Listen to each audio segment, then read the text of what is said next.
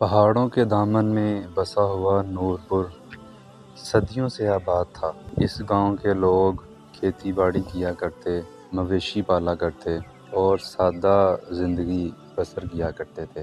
یہاں کے باسیوں کی خوشی کا راز ان کی باہمی محبت اور بزرگوں کی سرپرستی ہوا کرتا تھا۔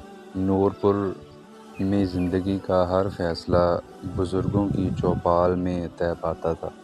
نہ کوئی عدالت جاتی، نہ تھانے، سب فیصلے برگد کے نیچے بیٹھنے والے بزرگوں کی زبانی انصاف سے ہو جاتے تھے۔ گاؤں کے بزرگ صرف گزرتے وقت کی کہانیاں سنانے والے نہیں تھے، بلکہ وہ علم و حکمت کے خزانے تھے۔ بابا حیات کے ساتھ ساتھ بابا رفیق، بابا کریم، بی بی زینب اور مائی گلزار بھی گاؤں کے بزرگوں میں شامل تھی۔ بی بی زینب گاؤں کی سب سے بڑی عمر کی خاتون تھی، جن کی بات کو لوگ مذہبی اور روحانی حیثیت سے دیکھتے تھے۔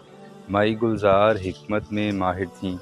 وہ جڑی بوٹیوں سے علاج کیا کرتی اور اکثر دور دور دیہات سے مریض ان سے دوا لینے آتے تھے۔ وقت کا بدلنا، وقت کے ساتھ ساتھ شہر پھیلنے لگے، نئی ٹیکنالوجی آئی اور نوجوان گاؤں چھوڑ کر شہروں کا رخ کرنے لگے۔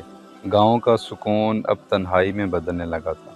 چوپال ویران ہونے لگی۔ جو بزرگ دن بھر باتیں کرتے تھے اب خاموش بیٹھتے۔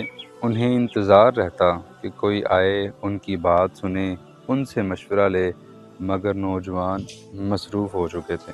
ایسے میں بابا حیات اکثر کہا کرتا، ہماری عمر کے لوگ درختوں کی مانند ہوتے ہیں، سایہ بھی دیتے ہیں، پھل بھی دیتے ہیں، مگر اگر درخت کے نیچے بیٹھنے والے ہی نہ ہوں تو سائے کی قدر کون کرے گا؟ اسی دوران زاہد، جو کئی برس قبل تعلیم کے لیے لاہور گیا تھا، جب تعلیم کے لیے لاہور گیا، اعلیٰ ڈگری لے کر واپس آیا۔ شہر کی چکا چوند نے اس کی سوچ بدل دی تھی۔ اسے اب گاؤں کی گلیاں تنگ لگتی تھیں، مٹی کے گھر بوسیدہ اور بزرگوں کی باتیں فرسودہ۔ زاہد نے جب چوپال میں قدم رکھا تو بابا حیات خوش ہو گئے۔ پتر، تو آیا، ہمارے لیے خوشی کی بات ہے۔ سنا ہے تو اب بڑا افسر بن گیا ہے۔ زاہد نے مسکرا کر جواب دیا، جی بابا، اب میں چاہتا ہوں کہ گاؤں بھی بدل جائے، ترقی کرے، جدید نیا بن جائے۔ بابا حیات نے کہا، ترقی بڑی چیز نہیں بیٹا، مگر اپنے رنگ، اپنی مٹی، اپنی جڑیں نہ بھولنا۔ زاہد نے گاؤں میں جدید زرعی نظام، مشینری، کیمیکل کھادیں اور ایک نجی کمپنی کے تعاون سے فصلوں کی کاشت کا منصوبہ شروع کیا۔ ابتدا میں سب کچھ اچھا لگ رہا تھا، فصلیں تیزی سے اگنے لگیں، آمدنی بڑھی، نوجوان خوش ہوئے۔ گاؤں کے کچھ لوگ زاہد کو ہیرو ماننے لگے۔ گرنے والی دیوار، مگر وقت نے زاہد کے فیصلوں کی قیمت چکانا شروع کی۔ زمین کی زرخیزی کم ہونے لگی، پانی کا ذخیری نظام متاثر ہوا، مویشی بیمار پڑنے لگے۔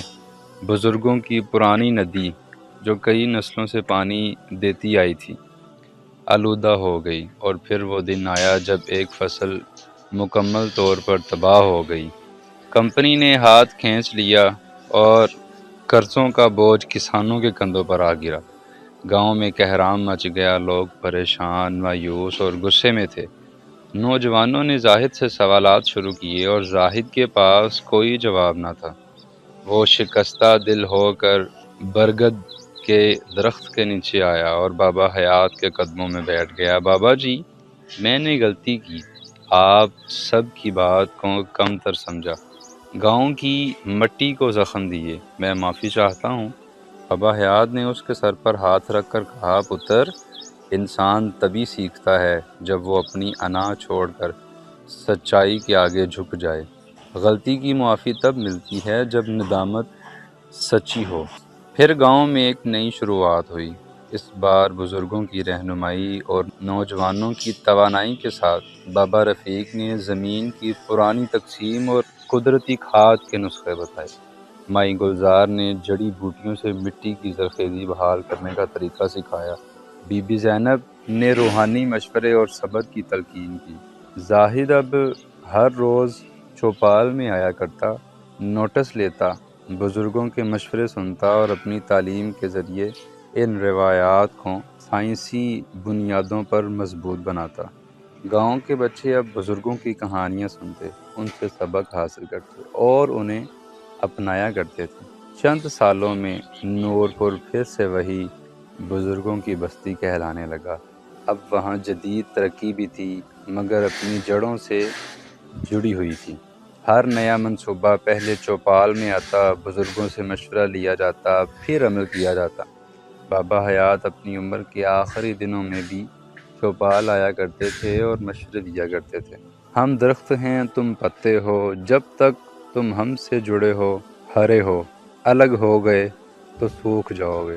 بزرگ محض ماضی کی یادگار نہیں، وہ حال کے استاد اور مستقبل کے رہنما بھی ہوا کرتے ہیں۔ ترقی اور تجربے کا جب امتزاج ہو تبھی پائیدار خوشی اور سکون ممکن ہے۔